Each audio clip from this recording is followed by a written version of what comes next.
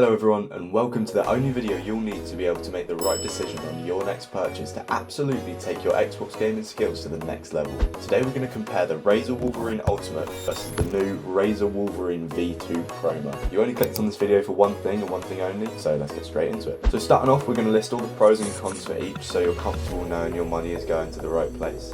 Starting off with the pros of the more expensive controller, the Razer Wolverine Ultimate. This controller has had a fair few good reviews on Amazon, most of which compliment its shape and weight. With this controller being heavier than your standard Xbox One controller or Xbox Elite controller, you get the peace of mind that it's built for the long run with how sturdy this thing is. It definitely feels good in the hand. This paired with the rubber grips on the back of the controller make this one of the most comfortable gaming experiences I've personally had, and this directly correlates to my performance in game, whether this be Call of Duty, Rainbow Six Siege, or even Rocket League. With all 6 remappable buttons, you're able to have the most customizability you've ever had when it comes to gaming peripherals, apart from the keyboard obviously.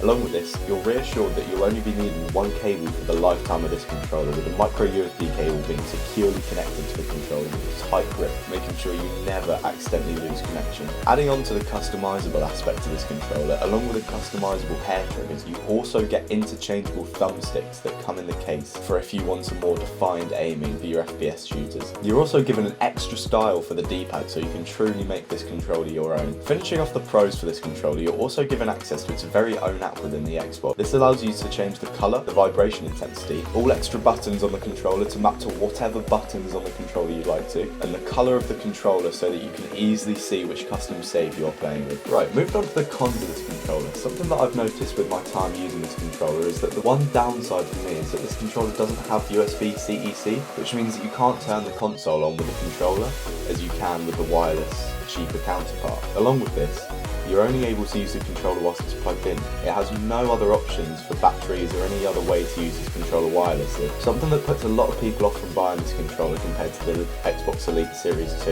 is definitely its price point, with this controller costing nearly £160, while the Elite 2 controller is coming in at nearly £40 cheaper on Amazon. This next con isn't my personal experience, but has been a review on Amazon of the controller arriving with stick drift straight out of the box. I personally have never experienced stick drift with this controller, but I suppose it depends on how you treat your controller when you're not playing your best. Obviously any controller is going to have some problems if you throw it across your room or smash it on your desk for instance, but all the other reviews were at least 4 stars or above. Overall, I'd say this is a very solid controller, personally one of my favourites I've ever played with.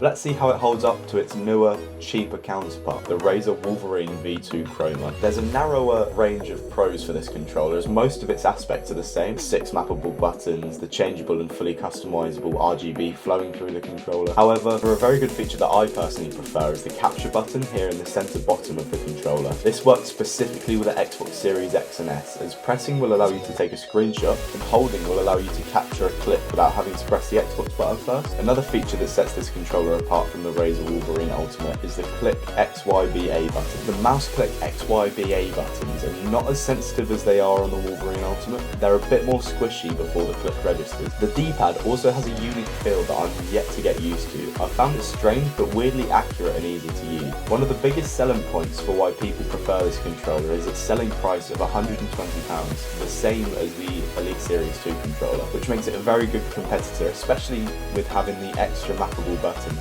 to make it a clear winner over the Elite Series 2. But however, there are some downsides I found with this controller. Those are that some customers have left reviews on Amazon about finding it an overall uncomfortable shape compared to the Wolverine Ultimate. I can confirm that it is a very different shape and can feel awkward in your hands depending on what you're used to. It definitely takes a little getting used to, so prepare to be going negative for your first few games whilst you get used to it. Another negative that people have picked up on with this controller is that unlike the Razer Wolverine Ultimate, this controller doesn't include a carry case, nor does it include the possibility to switch out the D-pad like the Razer Wolverine Ultimate. The V2 Chroma is only able to be played whilst plugged in. Luckily, Razer include a long enough cable that it isn't a problem for most setups, unless your console is on the other side of the living room. Right, so those are all the pros and cons for each of the controllers, so I'm going to run through a quick conclusion so you can accurately make the decision that's best for you. So I'd say if you have the money, get the Razer Wolverine Ultimate. However, if you are on a bit of a stricter budget, V2 Chroma is a great moddable controller that can absolutely take your gaming skills to the next level. Both controllers have an extra 6 mappable buttons, hair triggers, and mouse click buttons, so functionality wise they're pretty much the same.